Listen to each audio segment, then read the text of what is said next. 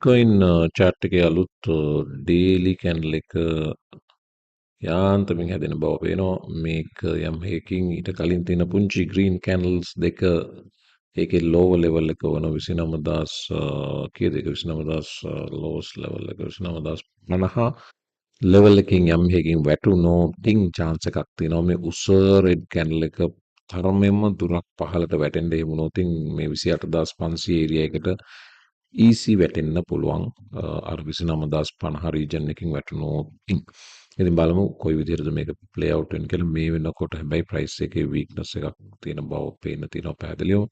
ඉතින් අද දවසේ market open වෙනවත් එක්කම මේක continuation එකකටත් යා හැකි. ගත වෙන පැය 24 කෙසේ වෙතත් මෙවැනි තත්ත්වයක් තියෙන මම කලිනුත් පෙන්වන ෆස්ට් වීඩියෝ එක පටන් ගන්නදී 0.5 down මික්ස් මාකට් එකක් තියෙන්නේ altcoins ගණනාවක් green territory එකේ තියෙනවා ඒ හා සමාන ප්‍රමාණයක් red territory එකේ ඉන්න බව පේන්න තියෙනවා අද දවසේ leading gainers ලා විදිහට hex ඉන්නවා hex 8% විතර up වෙලා තිබ්බා දැන් 5.6 වලට down Casper Stella ICP සහ Nexo වගේ අප් වෙන අතරේ ඩවුන් වෙලා ඉන්නවා. TAO TAO theta අපේ කැස් කියන්නේ. ඒකත් කැස්පා තමයි නෝට් ස්පෙලිංස් වෙනස්.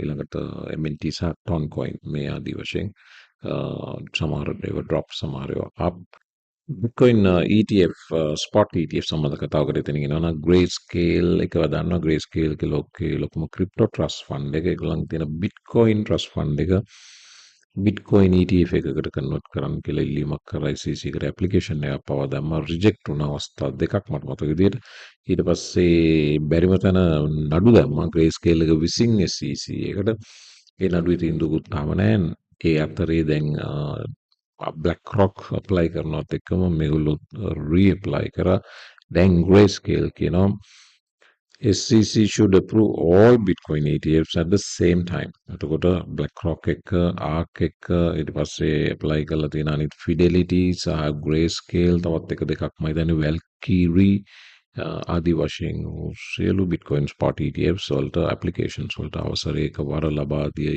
යුතුයි. වගේම Grayscale කියනවා the SEC's actions related to Bitcoin ETF should be done in a fair and orderly manner. As a disclosure-based regulator, the SEC should not pick winners and losers. එතකොට SEC එකේ job එක ඇවිල්ලා මේකේ winners සහ losers ලා select කරන එක නෙමෙයි. ඒගොල්ලෝ එක lesser regulator කෙනෙක් විදියට සියල්ල දිහා එක standard එකකට බැලිය යුතුයි. ඒ බේස් එකේ බැලුවොත් මේ සියලු Bitcoin spot applications එකවර approve කළ යුතුයි කියන එක තමයි Grayscale argument එක. ඒක සත්‍ය තමත් approval එකක පාටක්වත් වෙන්නේ නැහැ. මේ අවුරුද්දේ මේක සිද්ධ වෙන්නේ නැති ගානයි SEC එක පුළුවන් තරම් මේක අදීවි නමුත් SEC එකට ඉස්සරහදී ප්‍රශ්න එනවා මම පෙන්නන්නම් ඒයි කියලා. දැනට තත්ත්වය මේකයි. ඉතින් එන අවුරුද්ද මුල වෙනකන්වත් මේක ගොඩක් වෙලාවට approve නොවි තියෙන chance එක වැඩි.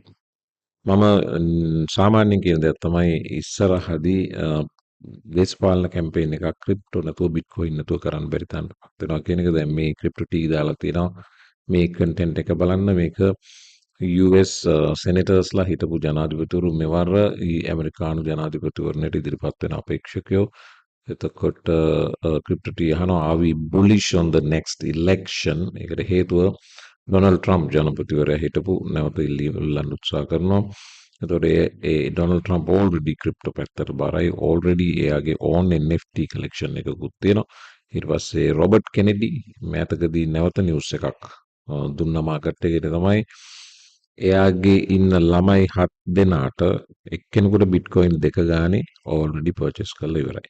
එතකොට රොබර්ට් කෙනෙඩි කිව්ව කතාවක් තමයි මාකට් එකේ value එක create වෙන්නේ කොතනද කියන එක ගැන මට හොඳ අවබෝධයක් තියෙනවා. ඒ නිසා මගේ එක දරුවෙකුට බිට්කොයින් දෙක ගානේ 7 දෙනාට 14ක් මම අරගත්තා ඉන්වෙස්ට් කරා කියලා. ඒ වගේම ජනාධිපතිවරණේ පොරොන්දුවක් තියෙනවා that he will make Bitcoin tax free and ban central bank digital currencies. මේක තමයි යාගේ පොරොන්දුව. එතකොට රොබර්ට් කෙනඩි ජනපතිවරයා වුණොත් CBDCs නෑ වගේම Bitcoin වලට tax උත් නෑ. මේක interest දේශපාලන පොරොන්දුවක්. නමුත් ඉතින් ඇමරිකානු මිලියන 330ක ජනගහනයක බලපුවම තාමත් ක්‍රිප්ටෝ කමියුනිටි එක 10% වගේ තියෙන්නේ.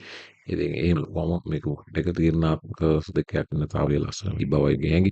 ඒකට රොන් සැන්සින් එයා කියනවා he will ban CBDCs අරයා වගේම and on his first day and protect your right to Bitcoin. එතකොට එයාත් මම ඔයාගේ බිට්කොයින් පිළිබඳ තියෙන අයිතිවාසිකම් රකින්නවා කියලා පොරොන්දු වෙලා ඉන්නේ. ඊළඟට ෆ්‍රැන්සිස් සුවාරෙස් මේය කෙනෙක් මෙවර එකතු වෙනවා මයමි මේය එකතු වෙනවා බිට්කොයින් සොරි ජනාධිපති රේස් එකට.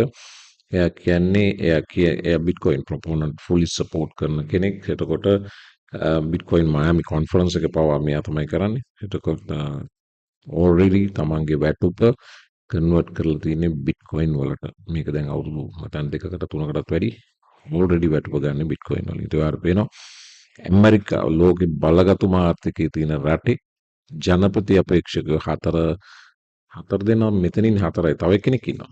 තව කෙනෙක් ඉන්නවා. අය solid bitcoin proponent කෙනෙක් වගේම fund manager කෙනෙක්.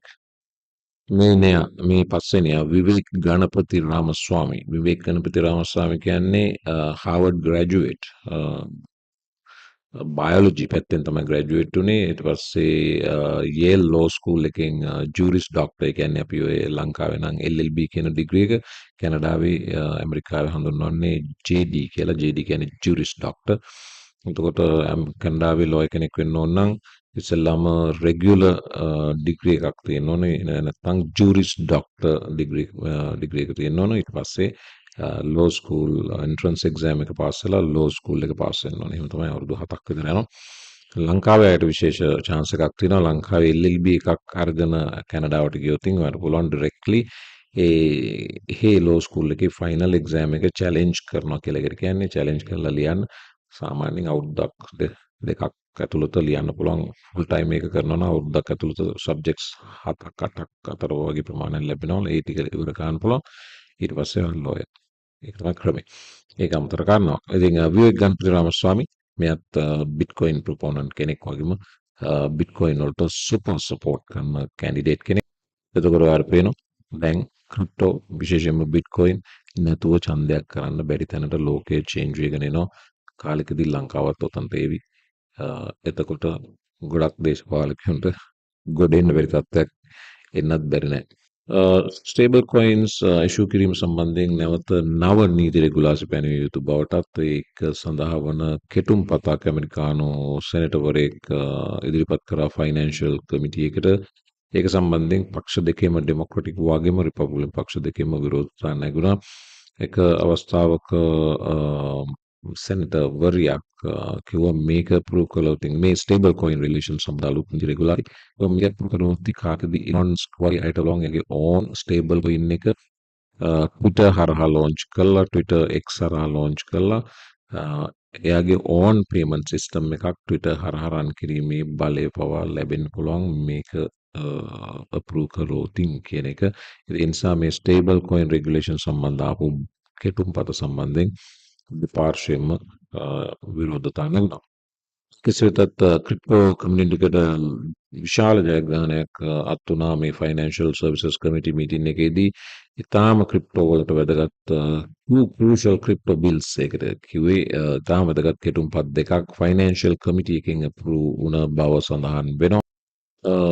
මේ තින්නේ ඒ Twitter handle එක ඒකේ කියනවා ඇමරිකාව අලුතෙන්ම මේ ෆයිනෑන්ෂල් සර්විස් කමිටි එකේදී දෙපාර්ශ්වයම එකගත්තය ලැබුණා කියලා 21st century act to protect consumers and provide clear rules of the road for the digital asset ecosystem කියන බිල් එක already සම්මත වුණ බවත් දෙවෙනි විදිහට the financial innovation and technology for the 21st century act කියන එකත් අප්‍රූව් වුණ බවත් ඡන්දෙන් සඳහන් වෙනවා. ඉතින් මේක විශාල ජයග්‍රහණයක්. මේ හරහා ක්‍රිප්ටෝ රෙගුලේට් කිරීමේ බලතල CFTC එකට ලැබෙනවා. ඒ වගේම SEC එක ක්‍රිප්ටෝ ඩිජිටල් ඇසට් සම්බන්ධයෙන් කළ යුතු දේවල් සම්බන්ධනොත් විශාල වශයෙන් සඳහන් වෙනවා. එතකොට ගැරි ගින්ස්ලට ඕන ඒවා කරන්න ලැබෙන්නේ නැහැ. මේකේ complete approval එක ලැබුණොත් සහ ජනාධිපතිවරයාගේ signature එක ලැබුණාට පස්සේ ඒක තමයි මේ වාර්තාවෙත් කියන්නේ cryptocurrency friendly bill approved by second committee in the US. The House The US House of Representatives Agriculture Committee has unanimously approved the bill, which is considered positive for cryptocurrencies. ඉතින් හොඳ තත්ත්වයක් ඇමරිකාවේ ක්‍රිප්ටෝ සම්බන්ධයෙන් විශාල කටයුතු ප්‍රමාණයක් මේ වෙනකොට සිද්ධ වෙමින් යනවා. ඒ නිසා ඉදිරියේදී ගැරි ගෙන්ස්ල වගේ අයට ක්‍රිප්ටෝ වලට එදිරිව කටයුතු කිරීමට හිතුමතේ කටයුතු කිරීමට තියෙන අවස්ථාවක් නැති වෙලා යනවා. ඉතින් එන්න අනිත් වීඩියෝ එකට ඉතුරු තවදුරටත් බලමු.